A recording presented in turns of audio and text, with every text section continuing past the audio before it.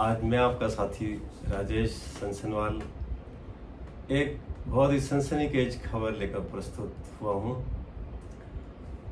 इस खबर में आपको बताना चाहता हूँ, पिछले 10 दिनों से लगातार आप लोग समाचार पत्रों में एक आईएएस ऑफिसर, जो प्रोफेशनल आईएएस ऑफिसर हैं, पूजा खेडकर, कौन है ये पूजा खेडकर, क्यों हर रोज ये समाचार पत्रों में छाई रहती हैं, ऐसा इन्होंने क्या किया है, ऐसा क्या इन्होंने गुनाह किया है, सब लोग जानना चाहते हैं। हम सबके पास इतना समय नहीं रहता कि हम इनके बारे में डिटेल में रोज समाचार पत्रों में पढ़ें, क्योंकि और भी बहुत सारे समाचार हमारे पास होते हैं पढ़ने के लिए। साथियों, इन पूजा खेडकर नामक जो प्रोफेशनल आईएएस हैं, ये महिला इस वक्त पुणे के अंदर असिस्टेंट कलेक्टर के तौर पर कार्य कर रही हैं। 2023 में इनका आईएएस में सिलेक्शन हुआ। किसी भी आईएएस ऑफिसर की सबसे पहले सिलेक्शन होने के बाद ट्रेनिंग होती है, जो मसूरी में लाल बहादुर शास्त्रीय ब्यूरोक्रेट्स के लिए एक संस्थान है। वहाँ पर तकरीबन 9-10 महीने इनकी ट्रेनिंग होती है। उसमें आईएएस, आईपीएस, आईआरएस सभी अधिकारी एक साथ होते हैं और उसके बाद वो अपने अपने दूसरे जो इनके होम टाउन्स हैं, जो जिसको डिस्ट्रिक्ट प्रोबेशनर्स कहते हैं, जैसे ये महाराष्ट्र कैडर इन्हें मिला तो इन्हें महाराष्ट्र में पुणे के अंदर जो एक डिस्ट्रिक्ट है वहां पर इनको असिस्टेंट कलेक्टर प्रोबेशनर के रूप में भेजा गया। जब ये वहां पर पहुंची तो वहां के जो कलेक्टर थे उनके अंडर में इन्हें ट्रेनिंग लेनी होती है। जो सुहास साहब वहां के कलेक्टर थे, उनसे इन्होंने कुछ दिनों के बाद ही कुछ अजीबोगरीब डिमांड स्टार्ट की। सबसे पहले इन्होंने कहा कि इन्हें एक बहुत ही आलीशान घर चाहिए। इनके पास एक ऑडी गाड़ी थी जिस पर ये लाल बत्ती लगा के आती थी, वो नियम के विरुद्ध था। एक वीआईपी नंबर की इन्होंने डिमांड की कि अन्य बड़े अधिकारियों की तरह इन्हें भी वीआईपी नंबर चाहिए। ये सारी डिमांड्स जो हैं, इन्होंने एक अलग से ऑफिस की भी डिमांड की और अपने साथ कुछ अन्य असिस्टेंट्स की डिमांड की। एक प्रोबेशनल आईएएस ऑफिसर जो अभी खुद असिस्टेंट होता है, वो खुद एक सहायक के रूप में और एक ट्रेनी के रूप में कार्य कर रहा होता है, वो इन सब चीज़ों की डिमांड करे। कलेक्टर साहब ने इन्हें बुलाया, उन्होंने इन्हें समझाया कि ये प्रोबेशनल आईएएस इन सब चीज़ों के लिए इंटाइटल नहीं होते और इसलिए आपको ये सभी सुविधाएं, कोई भी सुविधा इनमें से नहीं दी जा सकती। जब ये सारी बातें उनके साथ हुई तो कलेक्टर साहब के साथ इन्होंने एक दूसरा ही हथियार अपनाया। इन्होंने समाचार पत्रों के अनुसार इन्होंने उनके ऊपर हैरेसमेंट की शिकायत ऊपर वाले अधिकारियों से कही। अधिकारियों ने जब इस शिकायत को सुना तो उन्होंने कलेक्टर साहब के साथ मीटिंग की, उनसे डिस्कस किया। पता चला कि इनका बिहेवियर जो है उनके साथ ठीक नहीं है, बाकी कलीग्स के साथ भी ठीक नहीं है। बहुत बुरा व्यवहार करती हैं अपने साथियों के साथ, कलेक्टर साहब को भी कुछ नहीं समझती हैं और इसलिए डिसाइड किया गया कि इनको यहाँ से विदर्भ रीजन में एक दूसरे डिस्ट्रिक्ट के अंदर भेज दिया जाए और इनका वहाँ पर ट्रांसफ़र कर दिया गया। जब इनका वहाँ पर ट्रांसफ़र कर दिया गया तो कहते हैं इनकी बॉडी लैंग्वेज पहले से कुछ बेटर हुई और इन्होंने अपनी वो जो ऑडी सीडान जिसमें यहाँ पर आती थी उसकी लाल नीली बत्ती हटा दी और वहाँ पर ये जो अपनी सामान्य जीप मिलती है बोलेरो, उसके अंदर आने जाने लगी। लेकिन बात आगे बढ़ चुकी थी। यहाँ बात इतनी बढ़ चुकी थी कि डिस्ट्रिक्ट के अंदर ये बहुत ज़्यादा सरगर्मी बढ़ गई थी कि ऐसा क्यों कर रही हैं, ये क्या कारण है, कौन है ये असिस्टेंट प्रोबेशनर ऑफिसर जो इतना सब कुछ बढ़ चढ़कर कर रही है। तो इनकी इंक्वायरी शुरू की, पता किया गया ये कहाँ से आई हैं। पता चला कि इनका 821वां रैंक रहा है 2023 के बैच में और ये ओबीसी कोटा, जो तृतीय श्रेणी का ओबीसी कोटा इनके पास है, जो घुमंतु जाति के लोग होते हैं वहाँ से इनका संबंध है, उसका इन्होंने सर्टिफिकेट दिया है जब अपना यूपीएससी का फॉर्म फिल किया है। इन सारी बातों को देखते हुए देखा गया, थोड़ा सा शक तो बढ़ता ही है जब एक आदमी ऑडी गाड़ी में आता हो और वो ओबीसी श्रेणी 3 का अर्थ होता है कि उसके माता पिता की आय 8 लाख से या कई स्टेट्स के अंदर 6 लाख से कम होती है। उसके बिना तो ये ओबीसी सर्टिफिकेट जारी नहीं किया जा सकता, और यदि कोई जारी कराता है या किसी को होता है तो फिर कोई विशेष परिस्थितियां ऐसी हैं, या वो कौन लोग हैं वो जो इस प्रकार के सर्टिफिकेट जारी करवा सकते हैं। कोई साधारण लोग तो वो होंगे नहीं। और पता किया तो पता चला इनके पिता स्वयं एक आईएएस अधिकारी रह चुके हैं। न केवल आईएएस अधिकारी रह चुके हैं, अब रिटायर हुए हैं, और उन्होंने अभी रिसेंटली जो लोकसभा 2024 का इलेक्शन हुआ था उसमें एक एमपी का इलेक्शन भी उन्होंने कॉन्टेस्ट किया, और उसके अंदर उन्होंने अपनी जो कुल एसेट दिखाई वो 42 करोड़ की एसेट थी। समाचार पत्रों के अनुसार उनकी एसेट इतनी ज्यादा, एमपी का इलेक्शन लड़ना, स्वयं आईएएस रहना, और उनके दादाजी भी, उनके अर्थात पूजा खेडकर के दादाजी भी, पूजा खेडकर के न केवल पिताजी बल्कि उनके दादाजी भी आईएएस ऑफिसर रह चुके हैं। ये भी वहां से ज्ञात हुआ।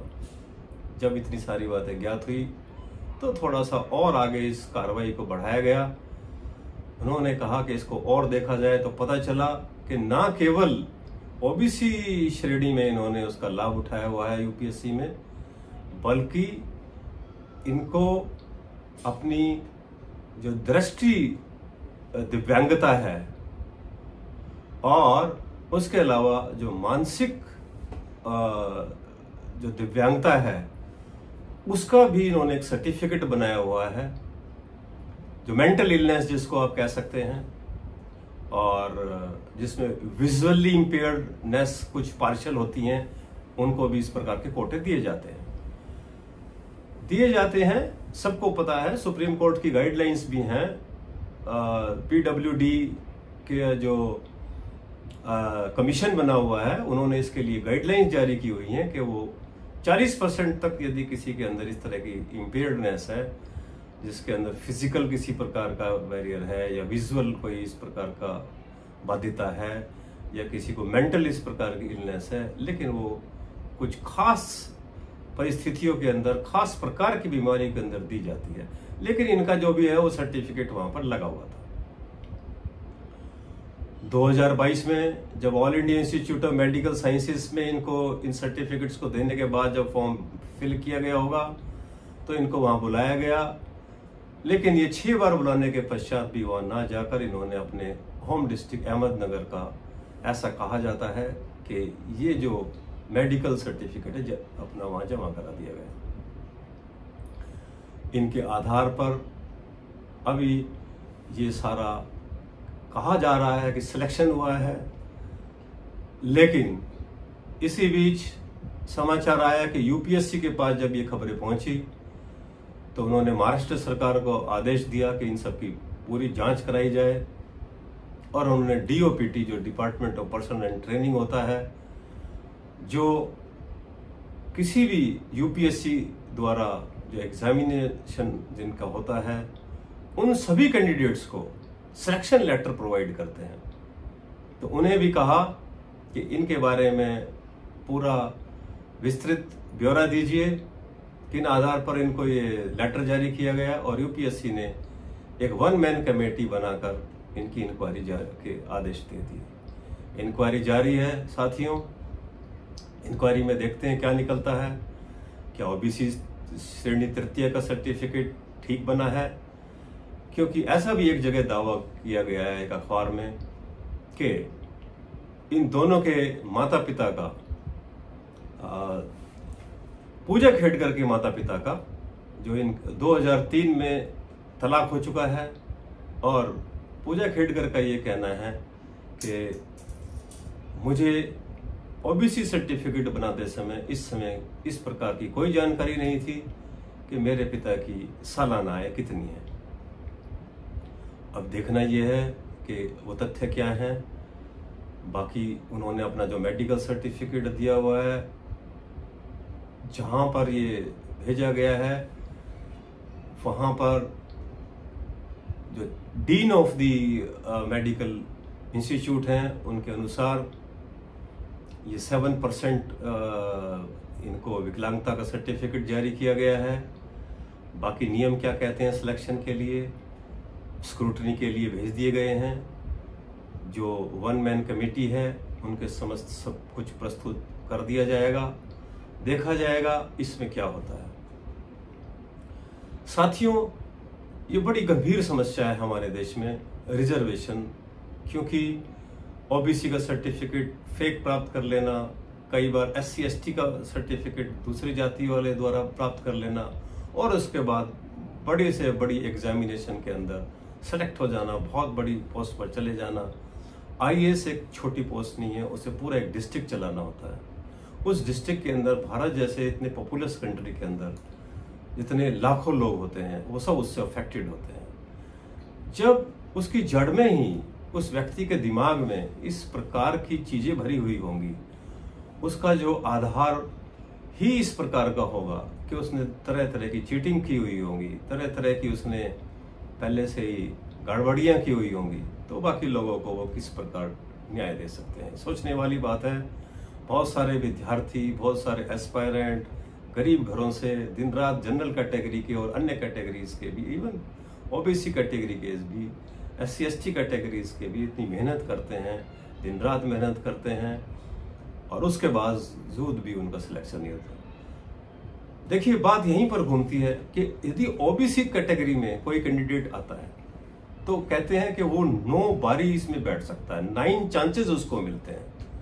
यदि कोई जनरल कैटेगरी का कैंडिडेट इस एग्जाम में बैठता है तो उसको केवल 6 चांसेस दिए जाते हैं। 34 वर्ष की आयु इनकी है। किसी भी ओबीसी कैटेगरी के लिए ये आयु 35 वर्ष तक है, किसी भी सामान्य कैटेगरी के लिए ये आयु 32 वर्ष है।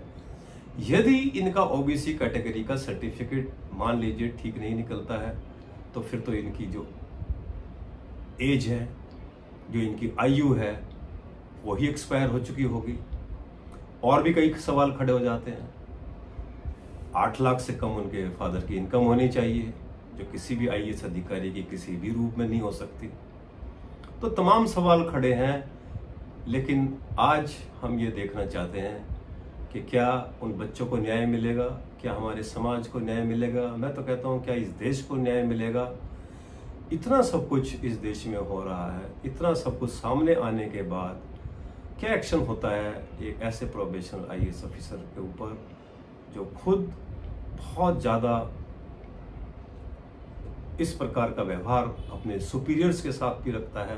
तो आप सोच सकते हैं कि अपने बाकी कलीग्स के साथ, जो उसके अंडर में काम करते हैं उनके साथ, और बाकी जनता के साथ कैसा व्यवहार करते हैं। हाँ, अभी तक यहीं तक हम पहुंचे हैं। हमारी इंक्वायरी है वो पेंडिंग है।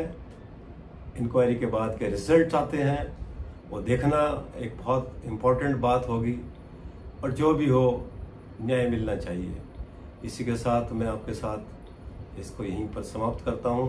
आप भी इस पर पैनी निगाह बनाए रखिए। मैं आपके सामने फिर प्रस्तुत होऊंगा इसकी बाकी स्टोरी को लेके, आगे इसमें क्या होता है। जय हिंद, जय भारत।